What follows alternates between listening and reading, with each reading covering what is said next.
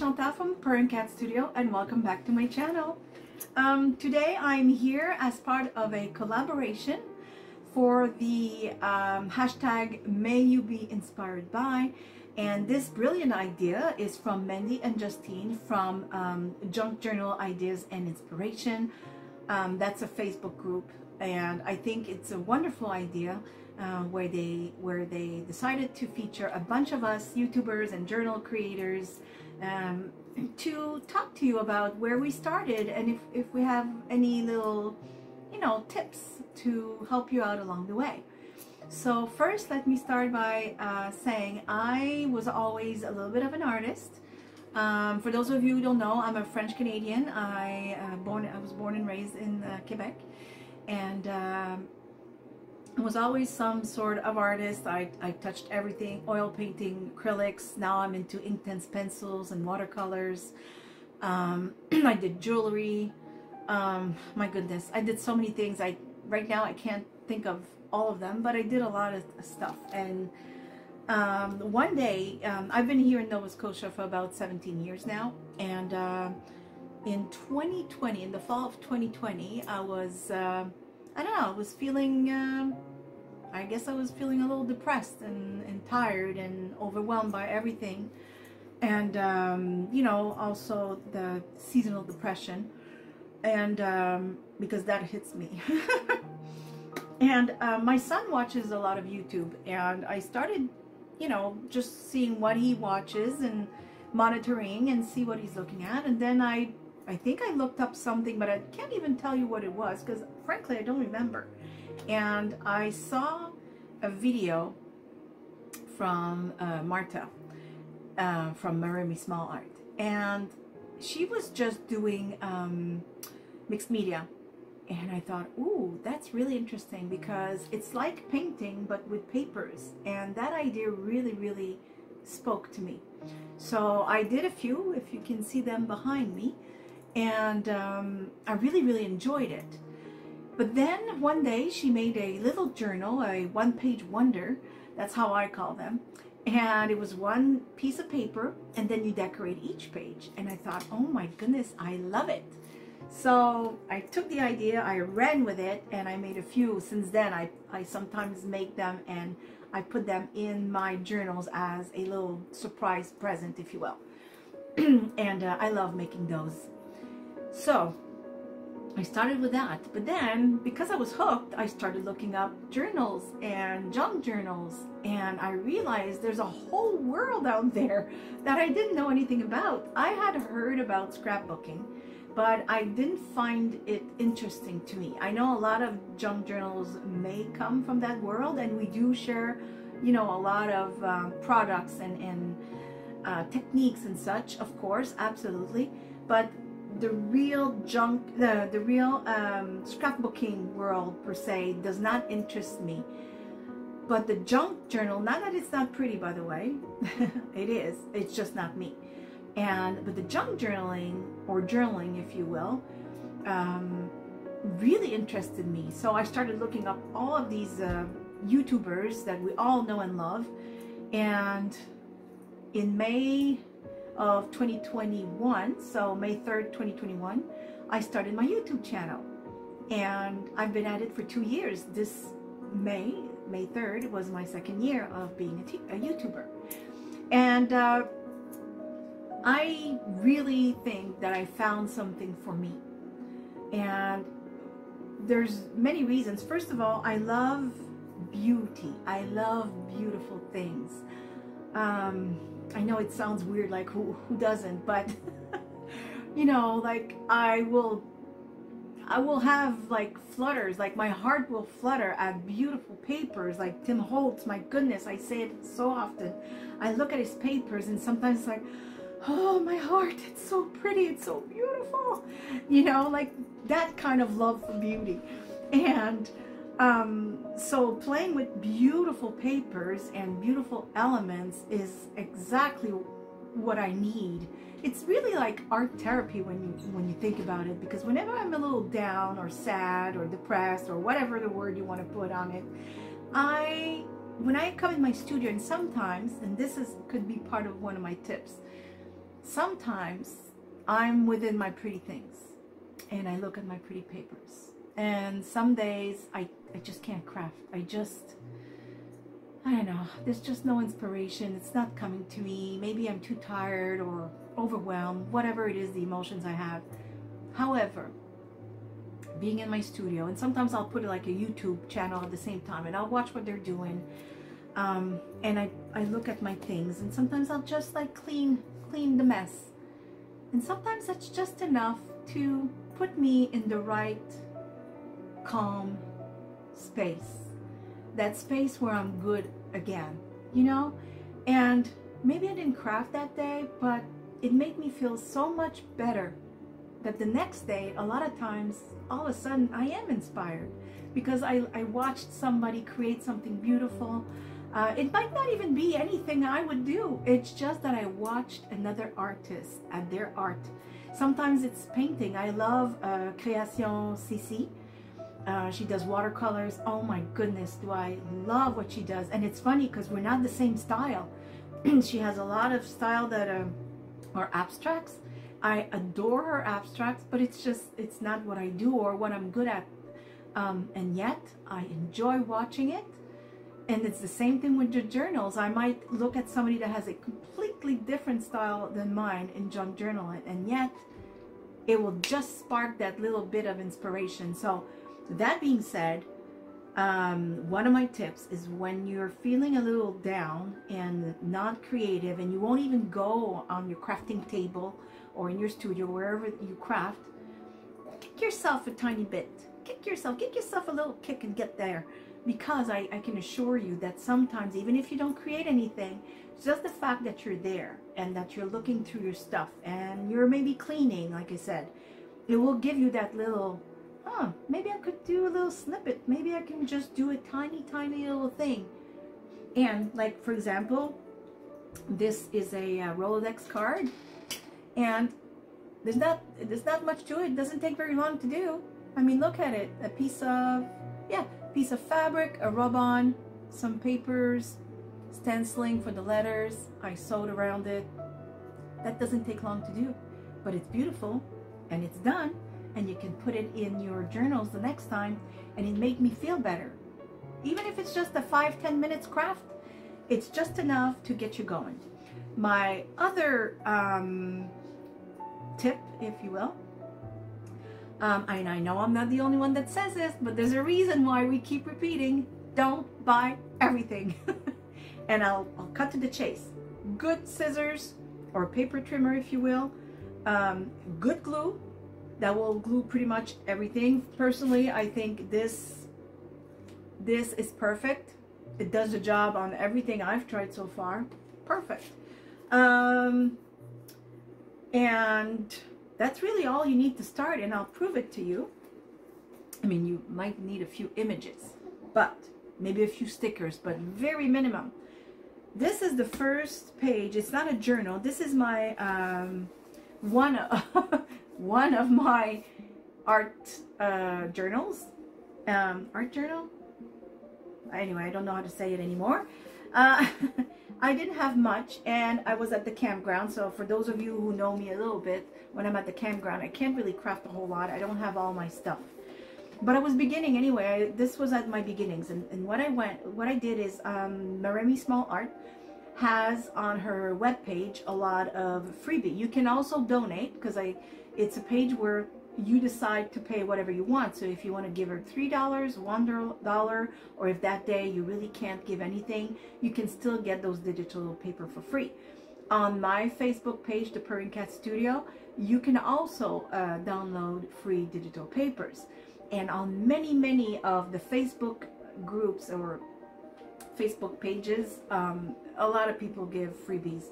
So that's all I had. So I had freebies. So I don't know if you'll see that, but all the images here, the beautiful mushrooms and the butterflies, were freebies that I printed on cardstock. I guess this one, but I could have printed them on regular paper. It's just I didn't know where I was going to put them. So I did that. And the background, okay, I don't know, I'll show it again.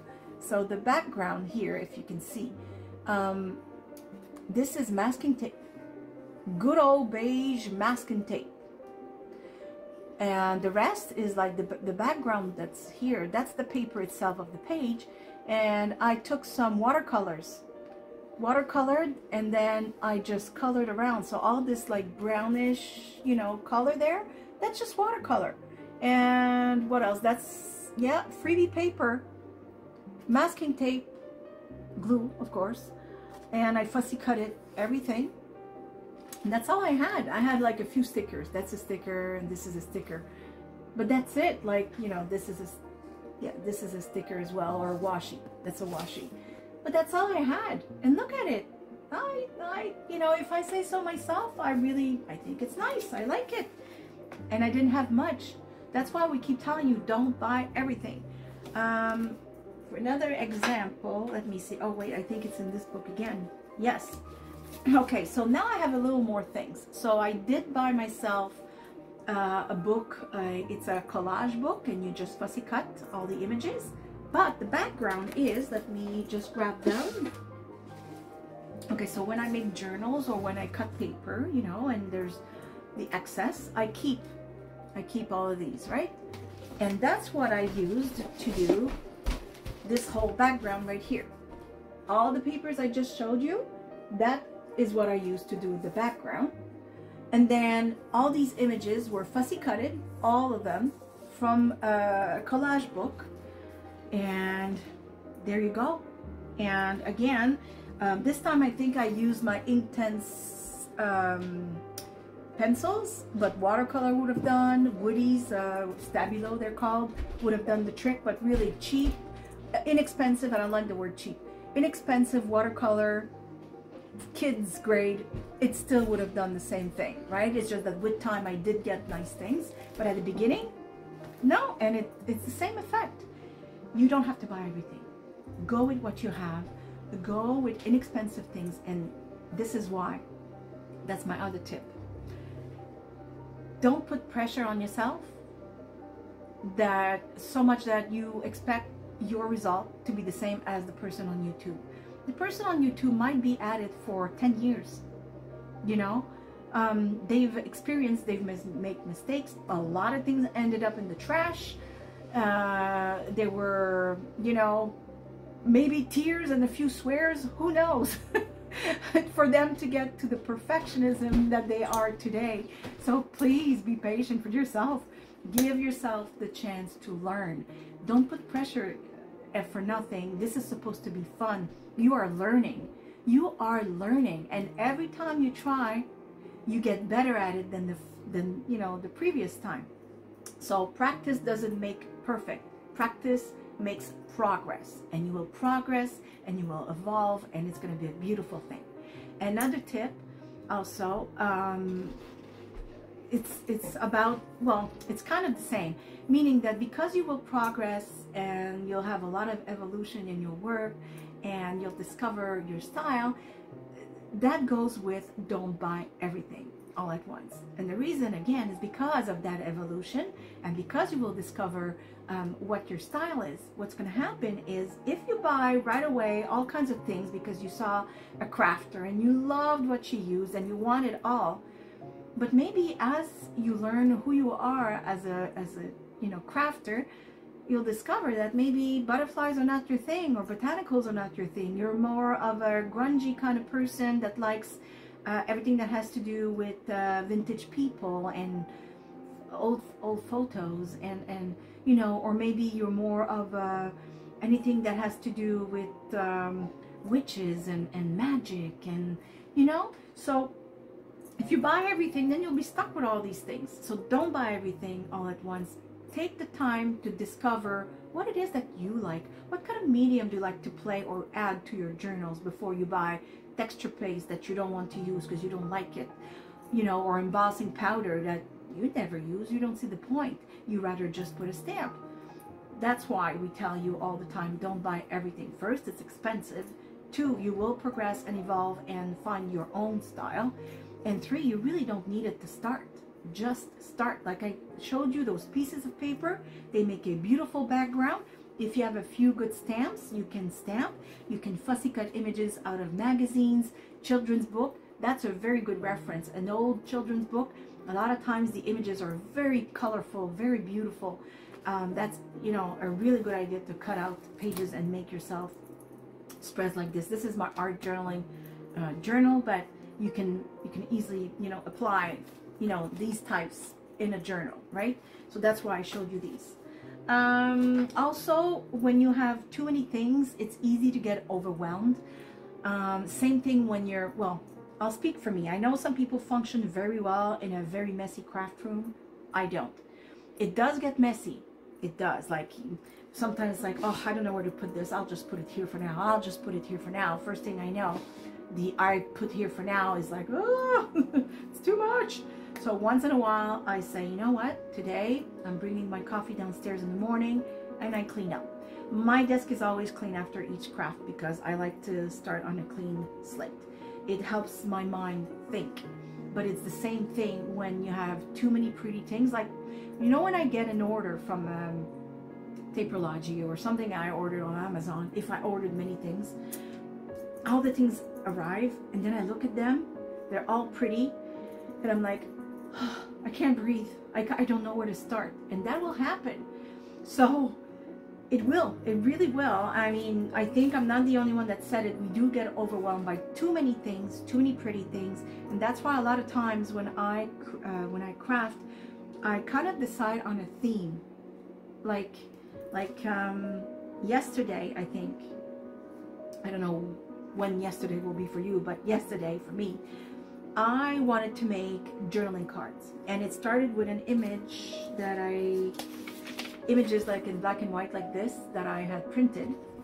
And I wanted to, you know, cut them like this and make journaling cards.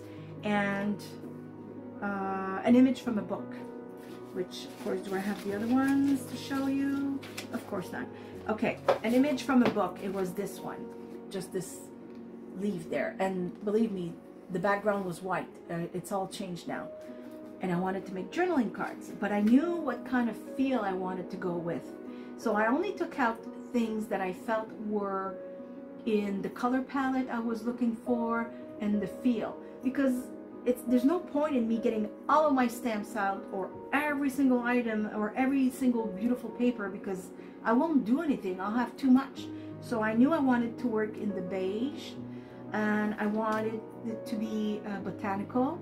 So that's why I only got images that related to that, a few nice background papers, and finally these will be the front and the back of a journal. That's another thing. Sometimes you have to let go. Meaning, I sat down and I was filming and I told my viewers, we're going to make journaling cards. And we ended up with the front and the back of a new journal that now I have to do. But what this means is I let myself go with the flow. Let yourself go with the flow. Sit down, choose a few items, and just let go. Let yourself be creative. Again, no pressure. You'll see where it takes you. If you don't like it, most of it is paper. Chuck it, start over, or keep it. Because it's nice to go back and see your progress and where you came from and where you are now. And now, I know my video is a little long. I thought I would only be making 10 minutes and I'm at 19. One last tip. Use your beautiful things. We tend to hoard our beautiful stickers. And I'll give you an example, okay? I have these, they're kind of see-through. Let me grab one that you can actually see. They're kind of see-through stickers, right? I bought, like, I think they came, I don't know, I didn't do it on purpose to buy a bunch, but they came like 5 packs, let's say, and each pack has 30, okay? And at first you look at them and it's like, oh, it's so pretty. Oh, I'm gonna keep it. Oh, I don't want to use it. No, use it, because look, I have a bunch now and I don't know when I'm gonna use them all. You'd be surprised. You don't run out of stuff, you know? So use your beautiful things. And worst case, If you run out, you can always purchase some more, but I'm telling you, it's going to take you a while before you use all your beautiful things. There's no need to hoard them, because again, you'll become overwhelmed because you'll have so much, and you'll realize that it takes so long to use everything. So make yourself happy. Use your beautiful things. Just use them and let go of all the pressure. Sit down and be surrounded by beauty and create beauty, your own kind of beauty, your own style. You can get inspired by others. Of course, I do all the time. It's okay. And at first you might even copy others because you're just starting, you're just learning. That's also okay. Soon enough, you'll discover exactly who you are as a junk journaler. So on this, I will leave you. I hope I've brought maybe a new way of thinking, or maybe a few tips that even if you heard them, it was good to be reminded of them. And I hope you have fun in this journey, and I hope you join the rest of us crafters who almost live for this. It's not true, we have families too, but you know what I mean. So I hope you've enjoyed this video. I hope it brought you a little bit more of objectivity towards your own art, and be kind to yourself. And personally, I give you a great big hug from here in Nova Scotia, Canada. I do hope you are all happy, healthy, and safe. And on this, I say thank you for watching. See you soon. Bye. Bye-bye.